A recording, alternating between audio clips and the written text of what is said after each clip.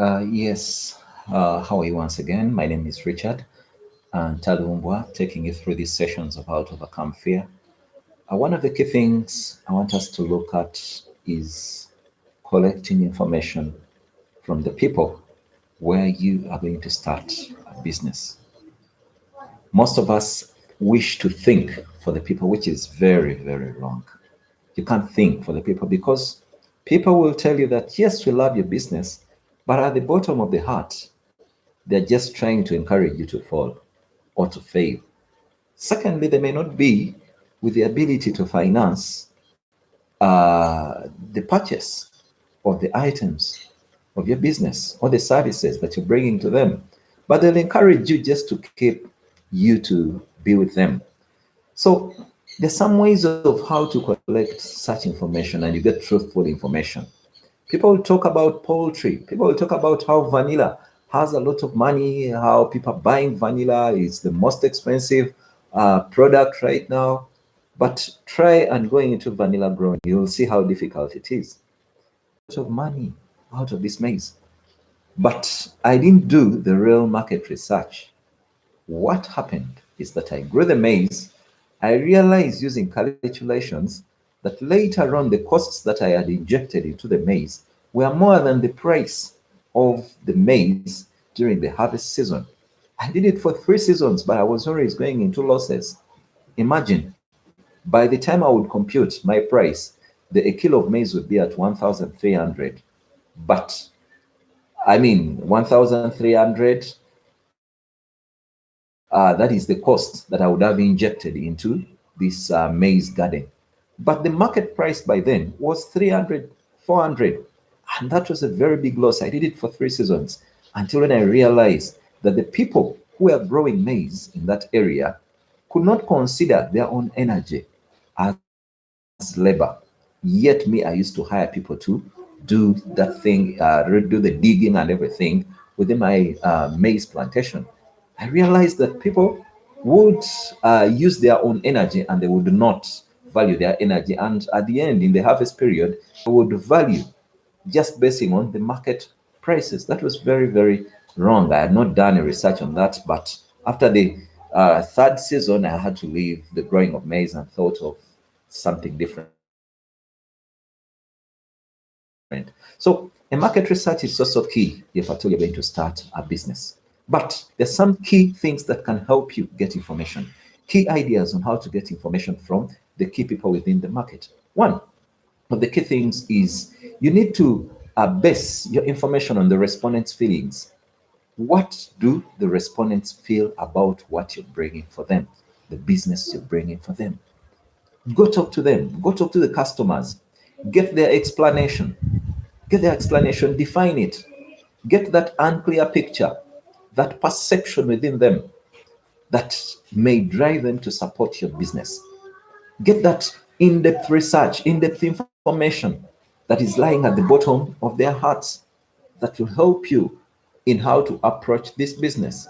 Let's go into this scenario of the maize growing. I didn't know that these people would not value the strength, the labor, the effort they would put in throughout the growing of maize. I didn't know that. I didn't know that their expectations, their objectives of growing maize was just to survive, but not for commercial purposes. Yet I did it for commercial purposes.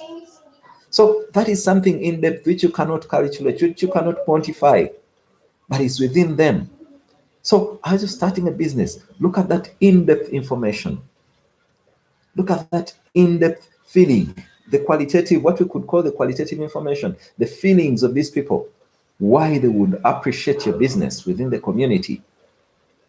Think about that. Ask them about that. Sit with them. Get some time and talk to them. You'll discover that all the community that is doing the same business, which you are supposed to do, is there's something in depth they want out of you. Maybe you want to start a school, but you've not gone to know the feelings of the people. Do they love education?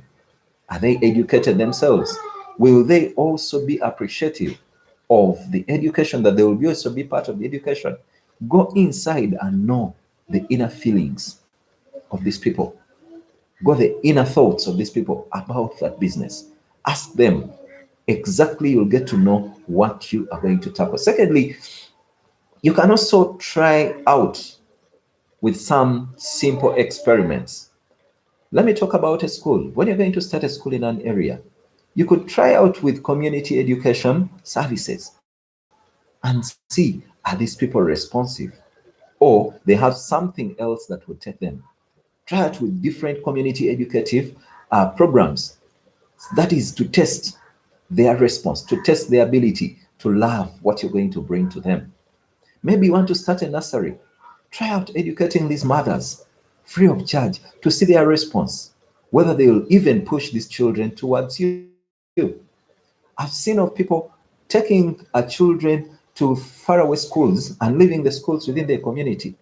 But someone who started a school within the community, did he try out to educate these parents that the services we are bringing on board will support your children and they'll limit you from going far distances to take your children? Have you tried out that?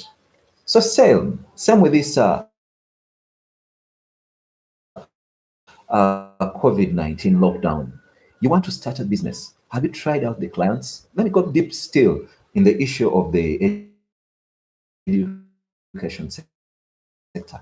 Have you cautioned the standard operating precautions or procedure? Have you educated to them how good children staying at home is? Have you educated to them how they would benefit out of staying home? So as you're looking into this, you're looking into starting a business. Try out within the community. Try out those free services, those free offerings to the community, and see how they respond towards that. Once they respond positively, that means everything you bring that is directed towards that will be welcomed positively. Thirdly, as you're going to collect information from the market or from the people, from the customers, you need to approach it in a descriptive way. You need to approach it in a number form or a quantitative form. Are you going to try to count what exact customers you have? Don't think that all customers are going to be supportive. No. Try to count what exact people need that service which you're going to bring on board. Who exactly is in need of that service? And how many are they?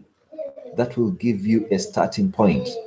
If 10 people are supportive, look within your resources and see, is what you're going to invest equivalent of the 10 people supporting your business? If 90 people are supporting, is it equivalent? Does it value? Does it give value? Because if you count these customers, if you count these people and whatever they need, that is equivalent of what you're going to bring on board, then that will be supportive enough to give you another milestone towards achieving your goals of starting a business. Count how many people are in need of such. Let me go back to my friend who collects water and supplies it to the community.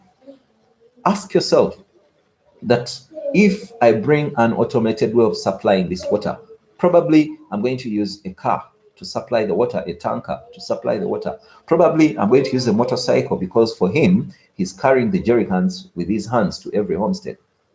The question is, how many people are going to need that service? How many people will need those services? If you know the number of people, that will help you. Probably you want to start a shop in the area where you're in. And the many shops out there, how many customers are going to be supportive to you and they'll leave the other shops? So go and count them one by one and see, if I have 10 customers, can it give me a mileage to move on? If I have 20 customers, can it give me a mileage to move on? I would propose to a business right now. Homes are locked down. Probably, if the lockdown continues, people will need food. But the question is, how many people will need food and are ready to support your services of transferring food from the markets to their homesteads? How many? What's the number? Or else you may end up buying that food and end up making losses. So go and count them physically. How many are supportive to you? What is the exact number that is supportive to you? Maybe some of them are not interested in the portion and beans. Maybe some of them are interested in the rice. But how many are interested in the rice? So think of the numbers as well. Do the physical counting. Once you do the physical counting, it will give you the exact number of the people who who are in need of those services, people who are in need of those products. I've talked about three key things. One, know the feelings of people. Two, try out and see with the free services. Try out and see whether those people are supportive. And three, get to know the exact number of people who are going to support your business. That will give you mileage in knowing exactly which number of customers you are going to support. With that, I know things will go with you well and you will see yourself to the next level of being pushed towards making business in your community. Thank you very much. May God bless you.